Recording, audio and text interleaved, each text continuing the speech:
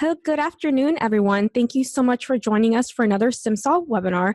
My name is Nicole, and today we're going to be talking about best practices for handling fire policies. Last year, some areas of the country saw record highs in fire claims. We're here today to make sure that you're prepared. We're going to be covering the ins and outs of scoping fire damage, and today we actually have a special guest, Erik Moore, who will be providing his insights from an engineer perspectives, along with Danny, our trainer. We're first going to be talking about fire damage building components. Of those components, we're going to be talking about wood framing, concrete bricks, steel framing, and then from there, we're going to go into the Simsol program, look at an actual fire claim, and then talk about the various reports required, and then also filling out a PILR form. All right, we're going to go ahead and get started now. If you do have any questions, please use the Q&A feature I just showed you. We will be addressing all questions at the end of the presentation, but if you have a question, go ahead and type it into the Q&A at any time during this presentation. All right, I'm going to now turn it over to Erik. Thank you so much for joining us today. Good afternoon, everyone. Well, let's get started.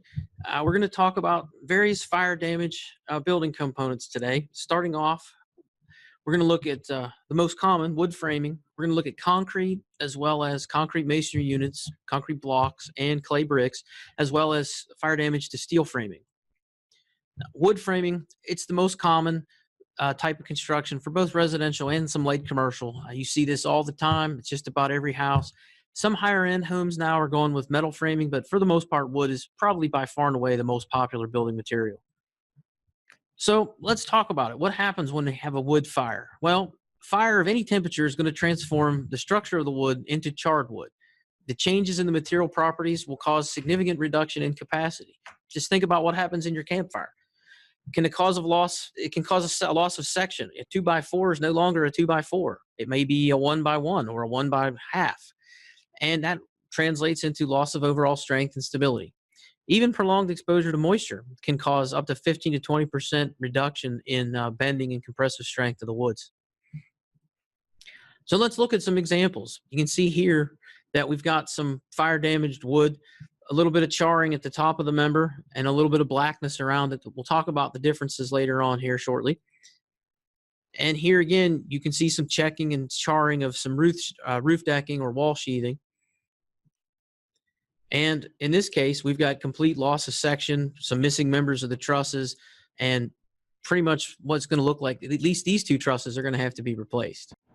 Hi, Erik. This is Danny. I have a couple questions for you.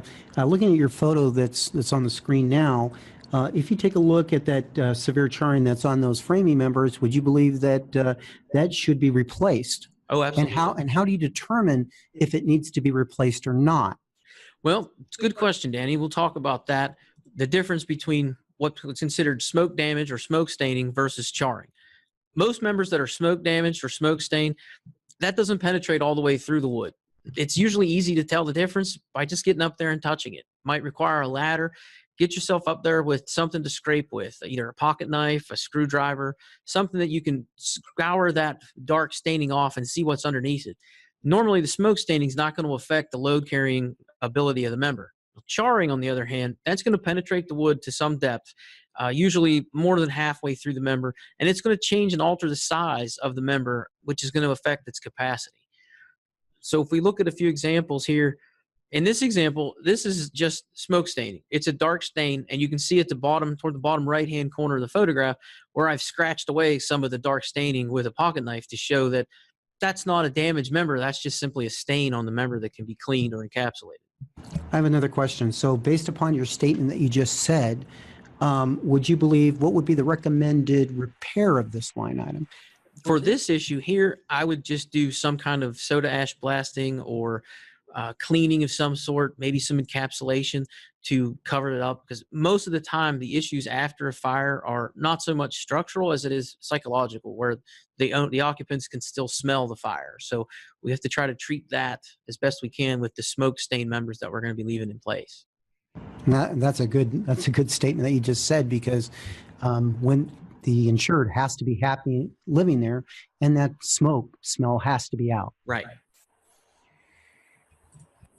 Now in these photographs, you can see the one on the left, we've got some decking or some wall sheathing where you can see, again, I've scratched it with a pocket knife or a screwdriver in this case to see how deep that staining goes. And it's just on the surface there.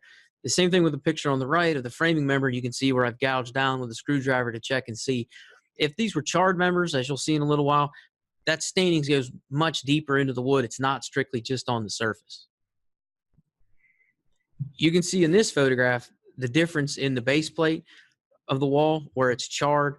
That's a member that's definitely going to have to come out. Its structure has been changed, its capacity has been diminished, and that piece of material is going to have to be removed and replaced. In this photo, again, you can see we still have some dark staining on the ridge framing member there for the roof, but notice the splits, the checks in the lumber. It's a lot different than what we'd seen previous. And in this case, when we get up there to scratch and gouge these, you're going to actually remove chunks and pieces of the member. That's a sure indication that that member has been compromised and it's going to need to be replaced. I have a question for you. How do we know where the origin is? Is it going to be the darkest place, or is it determined by materials or rise of fire or ventilation techniques? It could be a little bit of all of those. Normally, I'm not the fire investigator, but we have those on our staff, the individuals that do that. Typically, it's been my experience where the fire origin is usually identified before I get there, and it's typically the area that's the darkest or has the most charring. That's where the fire burned the longest, the hottest. And the fire typically climbs to look for an air source, someplace to take a breath, whether that's a soffit, a window, someplace to go and breathe. So I guess it's real important to obtain the fire report. Yes, that would be the first step I would do. Is if I'm the adjuster, I would get the fire investigative report from the local fire marshal. A lot of times the municipality may not have the resources or the time to really dig in to the cause of the fire. So don't be surprised if you get the report that says indeterminate, unless there's something suspicious that really jumps out. That's what most of them are going to come back as. But a lot of times you can get an independent expert who has a little bit more time and resources to dig in and look for things. You'd be surprised what you find sometimes. Now let's go in to talk about concrete. That's a little different animal. We don't see a lot of concrete fire damage. This particular case was a very large building that caught fire. It was a large fire in the Chicago area. And you can see the widespread spalling. The reinforcement is clearly visible from several feet away. And as we get a little closer upshot, you can see how the spalling is around the window openings where the fire vented itself to go take a breath. And also notice the pink finish. That's one thing with masonry products in general, is they tend to turn a pinkish color if the heat is high enough for a long enough period of time to cause chemical damage to the concrete material. And again, you can see the cracking of the slab surface here. This is, there's a base plate of a wall along the top of the photograph that's obviously charred. And then you can see the crack pattern of the concrete below. I have a question. I have one question before we go to the next slide.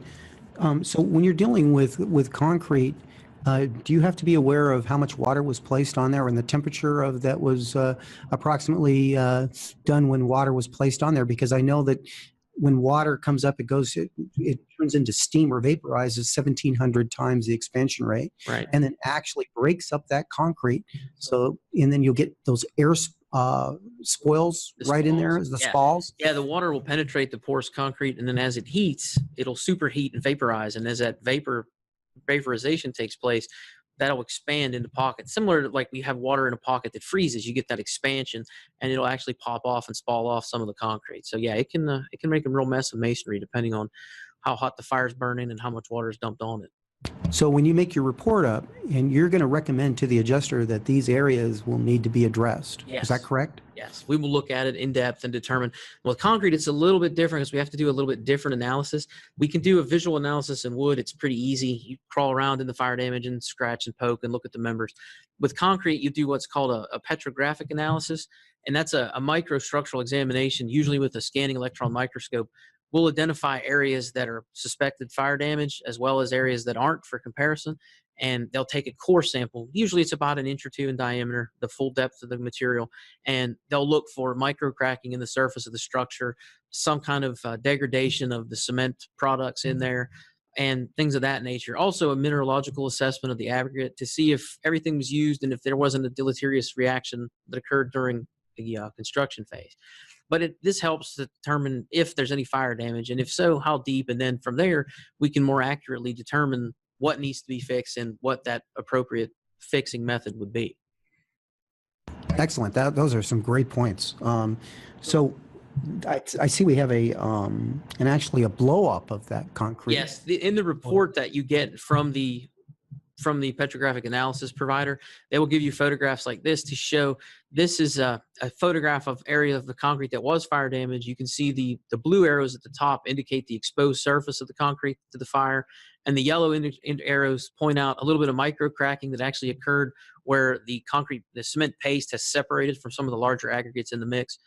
Now, just keep in mind, to give you some idea of scale, the distance between those yellow arrows in real life is about 2 millimeters. So that gives you an idea of how much this is blown up to be able to see it at this degree. But this is the kind of process that you get from the scanning electron microscope, folks.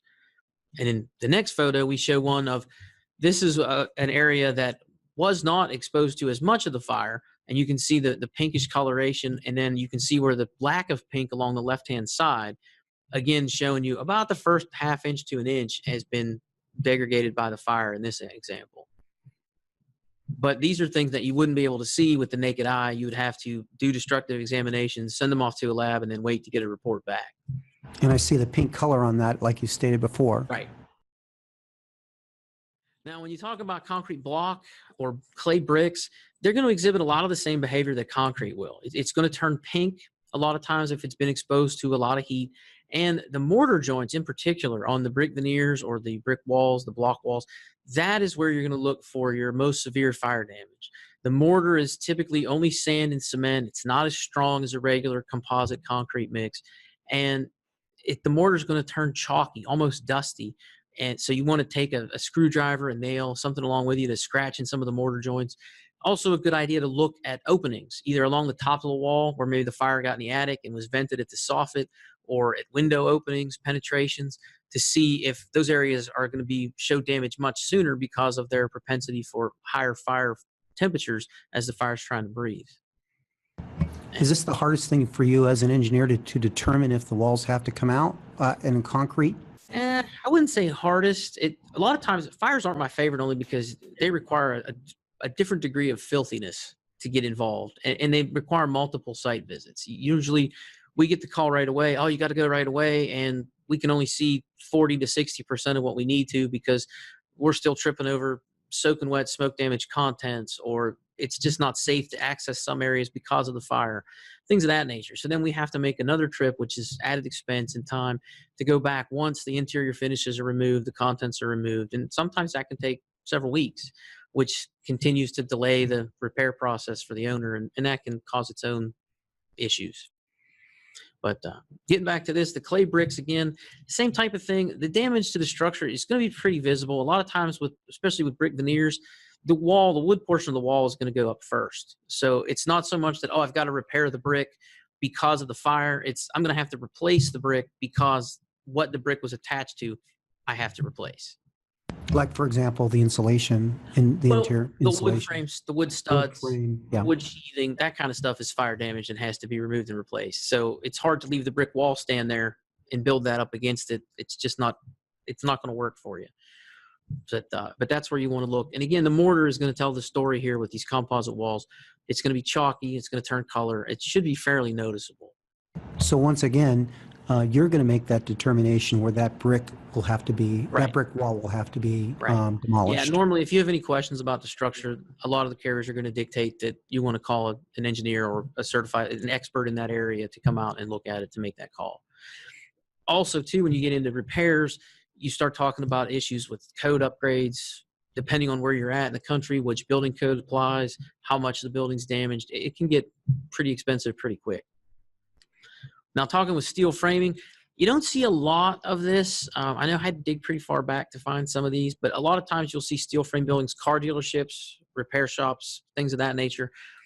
Steel it'll yield about 1200 degrees Fahrenheit. So because it has a high coefficient of thermal expansion, the members are going to distort quite a bit before they actually fail.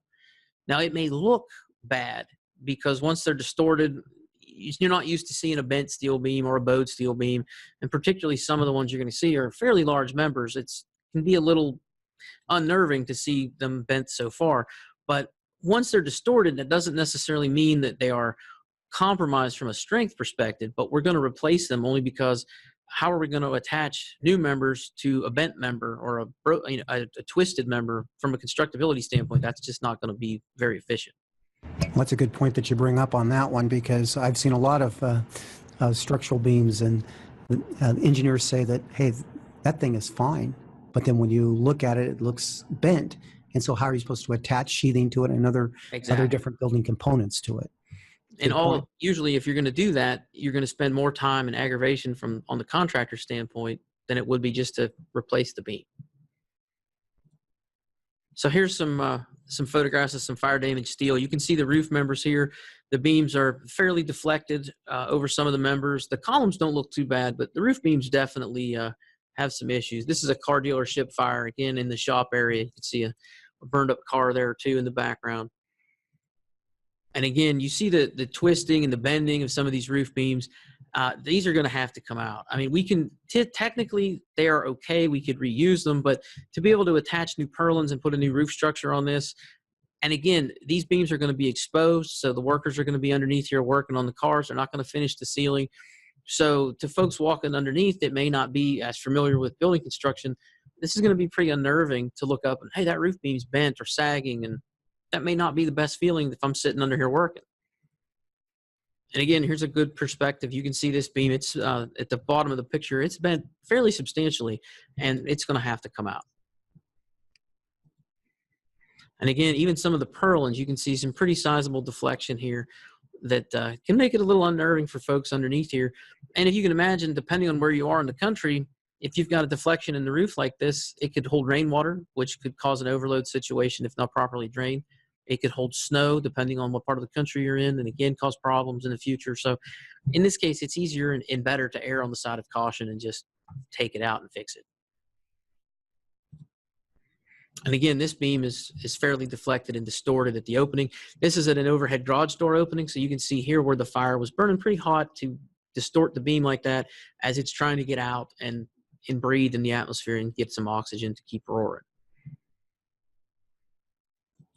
So that's all I've got, Danny. I'll turn it over to you for the claims process. Well, thank you very much, Eric. I want you to chime in if on anything that I'm talking about. Okay. Basically, I'm going to come on over here and open up our Simsol system and share my screen. So there's my little fire. And basically, to give you an overview, Eric, when we got the fire report on this, it said it was due to an electrical short, basically, in the living room that's located when you're looking from your right. As you can see, it's where that fire opening is. They ventilated that pretty good. The fire department did what's known as surround and drowned. So basically, what they did is they opened that up, and actually, the fire could ventilate itself, and it can make a hole right through the roof and then start to ventilate there. But basically, as you see there, that after the fire department came up, they kind of charred everything up, put their axes up there, and kind of cleaned everything up. So we are missing a lot of that framing members there. And as you can see, the emergency board up for your windows and things of that nature, how they gained access. They usually just bust every window and door they can find. But and then they'll put that water on there. When they put that vast amounts of water on there, I'm assuming that that's going to change the dynamic of the structure integrity of the house, basically, because when you put water on fire, it's going to expand 1,800 times in steam. Well, not only that, I'm guessing by the looks of this, it looks like these are block walls, not wood frame walls.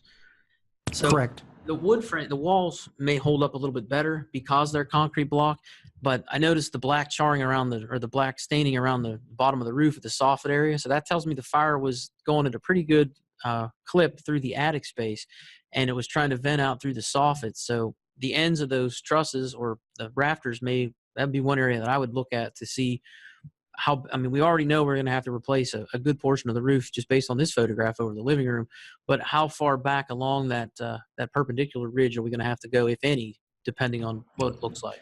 Well, if we take a look at some other photos, it'll probably answer your question. So when I come back over here, there's another exterior. So I wanted to show you that the garage was hardly touched. So, basically you're going to have probably smoke damage throughout, your left-hand side, and your right-hand side is going to be pretty much charred. Well, one thing to look at too, the gable end vent above the garage, there's no smoke escaping from there. Exactly. So that tells me that whatever the fire company did, they must have vented the fire over the center part of the house, and hardly anything got over to that side. This is in the center of the house, going into the master bathroom, and it's a little hallway that you see right there. And so I don't see a lot of damage there. I see more of just smoke damage there. Probably some water damage. Oh, yeah, on the floor because of the surround and drown application of the water. Yeah, you're going to replace your drywall. You're going to replace your flooring. You're going to replace probably insulation. I would think so, because it would retain, that smell as well. Right. And then we're going to have to soda ash the framing members. Yeah, I would say your carpeting, your floor finishes, any kind of laminate wood is going to have to go. Okay, and this is back in the kitchen area, but all the way to the end, as you can see, that I always kind of look at the fixtures to see how much damage that you have there. That's a good indication. But it's more of a more of a smoke damage type of operation for the rear, and that stands to reason. And notice that the lower portion of the photograph, the drapes are still intact. Right. And this is more of a den. This is a den operation that's on the same side. So you can see there's not that much damage on from there. This one is part of the living room here. So as you can see, they cleared out the insulation, but what tells me something here is if you take a look over there on the right-hand side of the sheathing, looks pretty good right there. Yeah, I see a little bit of dark staining up in there, like above that supply air grill on the upper left-hand corner. So I'd want to get up in there and look at some of those truss members and poke around at that sheathing a little bit just to see what we've got. What would you say about your windows? Because look at all the windows are all smoked up. Can that be cleaned really well, or if the heat came in and it had so much pressure that you will have to, the seals were blown, or? It depends on the window and the age of the window. But the seals, the hermetic seals between the glass panes would be a real concern with the heat, because they're going to deteriorate pretty quickly, particularly if you've got an older window to start with. They're after 20 years or so, they're on their way out anyway. It wouldn't surprise me. And the other thing too is, depending on the amount of damage, the building code may dictate whether or not things have to be upgraded. I mean, typically something like this, if you had an electrical short, I can imagine that the electrical system is going to have to be all redone. The mechanical systems are going to have to all be redone. You may, if it crosses that code threshold, depending on where you're at, of substantial structural damage, you may be looking at roof-to-wall tie-down upgrades, different kind of roof decking, nailing patterns. There's all kinds of different things depending on what part of the country you're standing in. I mean, you could be looking at seismic upgrades in the west. You could be looking at high wind upgrades in the southeast. It all depends. But that would be something that we would detail in our report, is based on the amount of damage and what the building code speaks to. You can either fix this and put it back the way it was, or it's going to have to be evaluated and revamped to today's codes. Excellent. Okay, here's another picture here, so you can see what basically how the fire was venting itself, and it's all being pushed up to the front when they made that hole in there, or if the fire naturally did it. Right, if it chewed its way through the roof on its own. Exactly.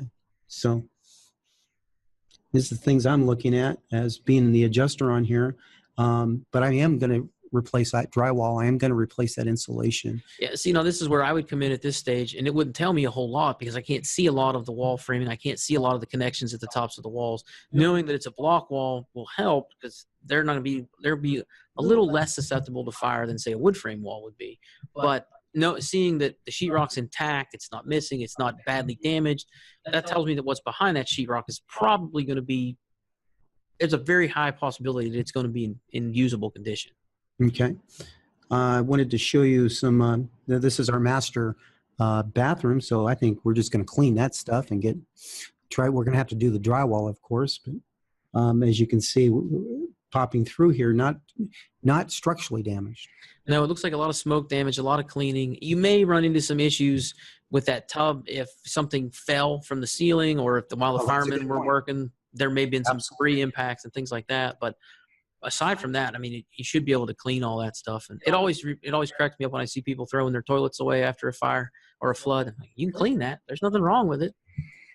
Looking at this tells me that the fire department came in here and was just doing poking and looking to see where the fire, if it got into the attic in this area or not. Right. Because I'm looking at the insulation, I see a little bit of heat or of just smoke damage, but nothing structural, and it didn't catch on fire or any of that. Yeah, I see a lot of smoke damage there. There we go. Yeah, that's going to need some work. I see a lot of members with section loss. I see missing members. That's going to require some substantial repair. Okay, and then we have a little close up here of the actual den area, and as you said, the HVAC system will probably be compromised as well. That will need to be all new ducting or metal or however it was constructed. Yeah, if it's got a hard metal duct system, you might be able to clean it, but any of those flex ducts or any of those hard fiberglass ducts, those are going to have to go. And as you can see that, we definitely have that. It's not a rigid metal type of venting. So we're going to have to replace that ducting, which is all soft, which is right. All that flexible ducting. All flexible ducting. Right. One thing to point out here too, I believe the house had a shingle roof on it. Yes. The shingle roof is good for several things in a fire. It will allow the fire to burn through the shingle roof. It also is bad because as the shingles melt, that asphalt and tar will feed the fire a little bit. However, if this was a metal roof building, you would be looking at a whole different situation inside because the metal tends to not let the heat out. So it holds all the heat in the building. And that causes a dangerous situation. Yes, and it'll just cook everything in there. You'll have a lot more higher temperatures. Now there's that block wall. That is, now you know it's a block wall. Yep.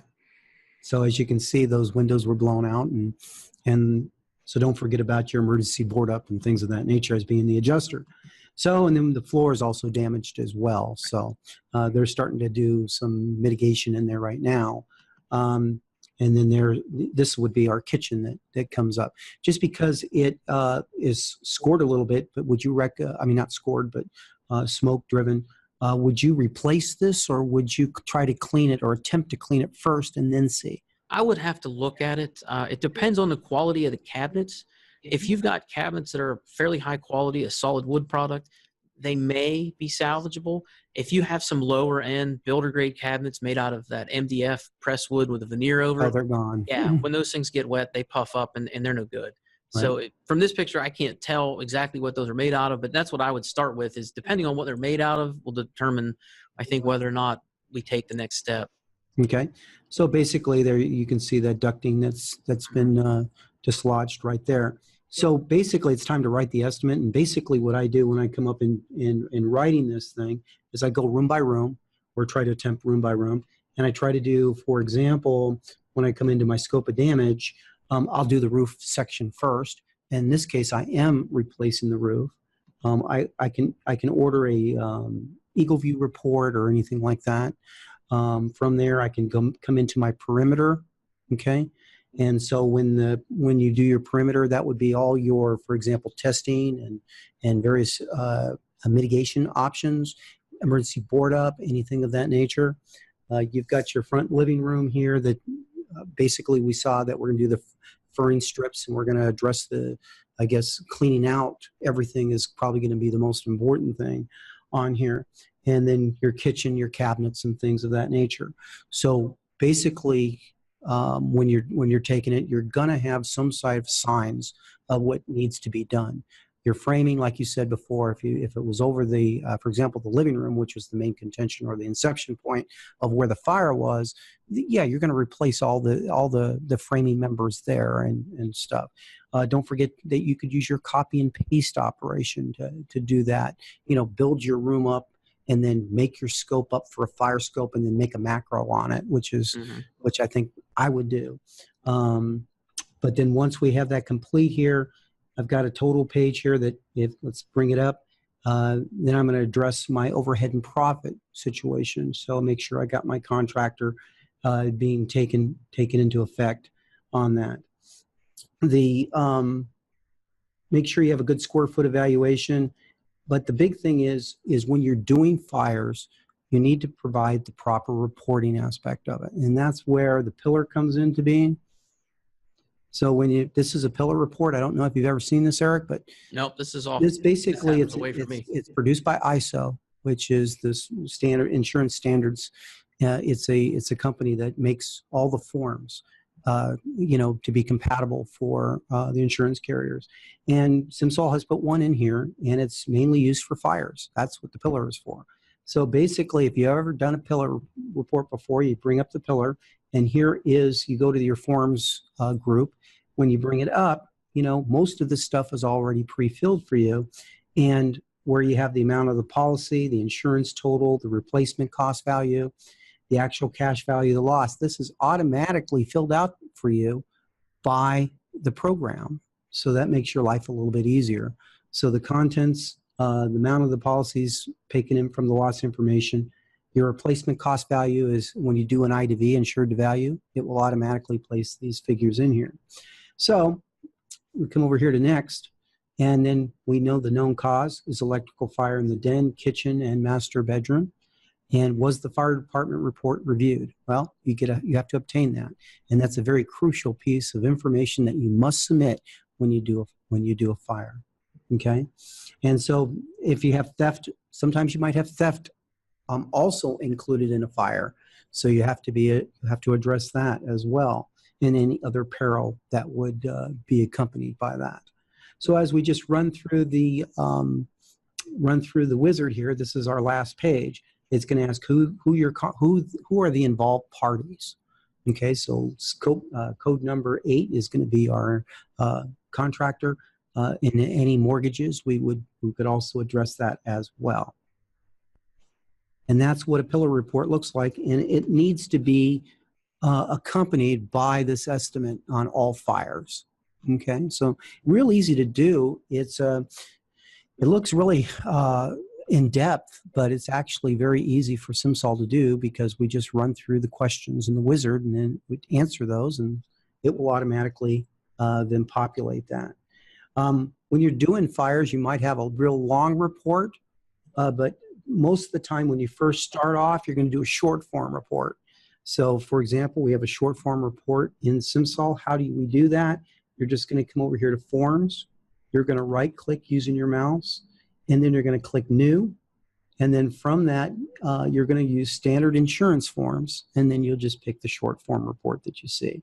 And then that's how you can do it. I'm going to hit cancel, because I don't need 2 of them in there. So on the short form report, it's a very easy report to do. It just kind of gives you a summary of what's going on as far as what you're writing, along with the reserves. And then what the risk is, what the origin is, what the adjustment would be. And then you could say an engineer is on file, or anything on the short form report. There is a second page to that short form report that's just for clarifying certain things that you might not address on your first page. So it's called short form page 2. So that's one thing. Your proof of loss is the easiest to do, because all you do is you pick the proof of loss, and all the figures are already pre-populated for you. So it's really easy to do your proof of loss. Your building RC proof, if this is a full replacement cost, if you're in the state of Florida, it's a private residence, it's a full replacement cost, regardless if the insured to value is less than 80%. That's just state law. Okay, so make sure that we pick this up. So, because remember, your proof represents an ACV loss. Your RC proof is going to pick up what's recoverable. If you're doing contents, remember, don't forget your contents. That's so important if they have contents coverage. And you're going to have to work with the insured on that, get the contents list in. A couple tricks for you is this: give the insured a contents Excel spreadsheet from Simsol, let them fill it out, it'll automatically come in. Don't forget your general contractor's overhead and profit affidavit. Obviously, you're going to need a contractor for this loss. So just remember that you need to obtain that. Okay. So also, what I always try to do is try to get a good insured to value. So actually what I do is if it is a commercial loss, Okay, we didn't really talk about commercial losses. But if I had a big commercial loss or a big condo loss, here's a little trick for you. You can get the evaluation from your fire policy. Okay, so if it's a large building, each building will have an insured to value that they have to provide to the fire for the fire policy insurance company. So try to acquire that, and there's all your figures already there for you. So just a little tip on that. Okay, and you can use that also in other perils as well, but mainly fire. Okay, and when you put this together, you want to make sure that you've got your building estimate, you got your PILR, and also the statement of loss. I'd like to show you this right here. Statement of loss, I'll just pull this right over, select print, do a print preview. And as we do this, this is our statement of loss. This is our summary of the whole loss. So it's going to do the proper evaluation based upon the insured to value, the estimate of loss, and then your depreciation, recoverable, and non-depreciation. It tracks that. Remember, coverage C is going to be your contents, and as you can see, it's filled out. Now, how to do statement of loss is really, really simple. It's just like the proof. If I come over here to loss information, and I come over to SOL, meaning statement of loss. So as I click on this, this is my statement of loss. Let me show you how easy this is. You take your mouse, you come up right here to coverage A, and you hit copy all. That's all you need to do. Then you're going to come over here to coverage C, because we have contents, hit copy all. It'll automatically populate those fields. The only thing that you need to address is if you had any advances, in which I'm assuming you would have advances for this type of loss because the people are displaced. Remember, ALE is also very important. So you're going to be doing the ALE estimate as well. So here we have $5,000. That would be an ALE estimate. I have an advance to $10,000. That is going to be for just doing the building side. Okay. So you could start hiring the contractor, give him $10,000, start giving him some money so he can start doing his job. And then on contents, they need some clothes to buy, don't you think? So then you would come over here to the advance, and I'll advance them $10,000 for the contents. And then that's going to take it off from the bottom line of the loss. Okay. Don't forget the ALE though, guys, because the ALE is so important. Make sure they have ALE coverage first of all. And then what I did here is I've said, well, they're going to be out of their house for 3-4 months or maybe 6 months. And let's say I'm going to allow $3,500 for that. So then that can determine how much that we're going to allow for ALE. So don't forget about that. So with that being, remember that we do have our building estimate. Don't forget about, for example, when you clean, use the soda ash. There's a lot of different line items within the Simsol system that can actually assist you. And those line items are all in Simsol. Okay, soda blasting, replacing the framing members, replacing steel. You were showing that. All that is in Simsol. We have a heavy-duty commercial database along with a residential database. If you need to have cranes that come up so they can set those framing members, we have the crane rental as well. So anything that needs to be addressed in there is in the Simsol product. So that's basically it. What we've got. I would like to just thank Nicole and Eric for their participation. It was crucial today. It was very enlightening, and I just want to thank you all for showing up. Thank you so much. All right, great, thank you. And so now we're going to be going to the Q&A section of our webinar. And so the first one I have here is that someone commented that I haven't heard any discussion regarding the acidic value of smoke and the resulting damage it caused. Do you want to take that, Eric, or speak? Well, the acidic value of smoke is going to depend on what's burning.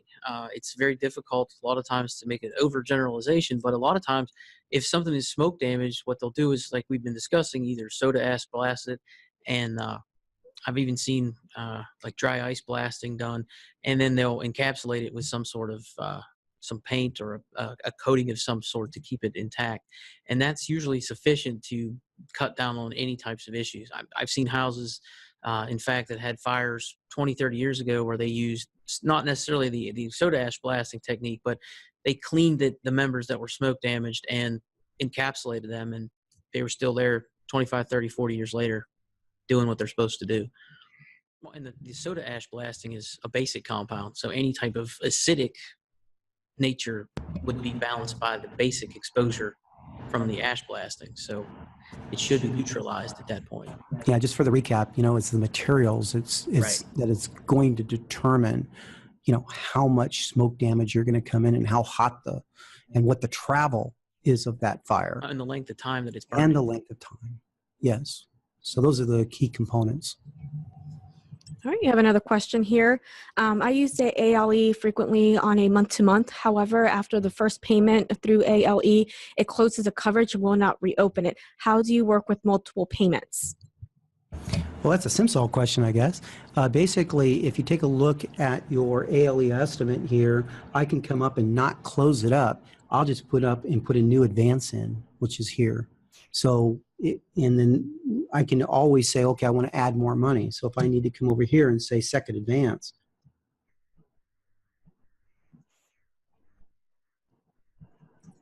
and just add whatever it is. And I keep adding. I don't, as long as I do not close the claim, then I can still add to it. And it'll keep updating. All right, I have another question here. What happens when your content vendor charges you for the cleaning of the fire? You paid for cleaning and property owner is not happy with you. How can you supplement contents without closing the entire file? Well, basically, when you're dealing with fires, that fire is going to remain open for a while because you're still waiting on, probably the fire report and other determinations that have to be done. A contractor estimate will have to be created. You're going to give a preliminary estimate, and so you have time. So, in my opinion, what do you think, Eric? I would think so. I mean, I wouldn't look at these to close out quickly. These are not your typical one and done, hurry up, push them out the door kind of thing. These fire jobs take a little bit of time and patience. I mean, sometimes it may be weeks to months just working with the owner to get a contents list, let alone everything else. And depending on the situation, it may be a while until they can track down a contractor to even provide you with another estimate. So it could be weeks in the making here, not necessarily, hurry up and close it out by the end of the month. You can still submit it to the carrier without closing it. All right, doesn't look like we have any more questions, so we're going to go ahead and wrap it up. Again, thank you so much for attending. Again, we will be following up with an email that also include a survey and a link to our recording. If you ever have any questions for us, our information is down there. Thank you so much again, and have a wonderful afternoon.